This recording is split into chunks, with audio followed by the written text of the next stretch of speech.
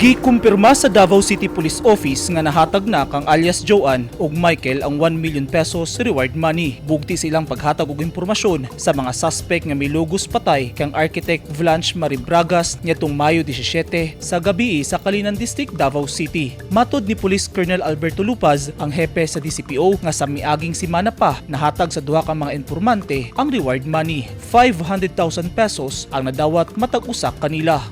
Yes, na-release na po nato sa itong witnesses ang maong reward. Itong mga witness nato sa kaso ni Blanche Bragas. Sa gipresenta nga link analysis sa Special Investigation Task Group kon SITG Bragas sa media niya tumilabing semana, gitudlo sa mga witness nga suspect sa krimen sila Dennis Pansan, Kent Espinosa, Renato Bayansaw alias Empoy ug usa ka John Doe, ug base sab kini sa gihatag nga sworn affidavit sa mga witness sa SITG Bragas. Gitanggal na sab sa pwesto si Police Major Neil Vistar, isip Chief of Police sa Calinan Police Station. Pulihan na nato dito si Police Major Neil Vistar, ang ipulis siya si Police Major Ricky Obensa. Katong nasa CMFC siya karon na katong posisyon natin ni Obensa mo yung gikuha ng pulis siya dito.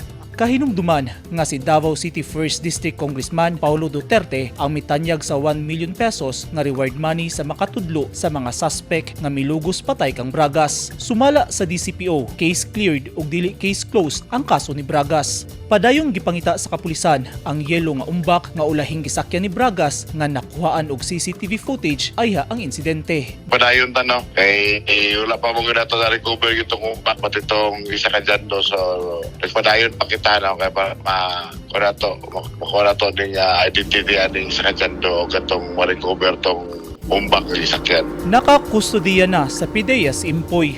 Gikumpirma sab ni Lupaz nga missing gihapon hangtod karon si Espinosa. Eugene Hinutan, Newsline Philippines, Davao Region. Stay safe.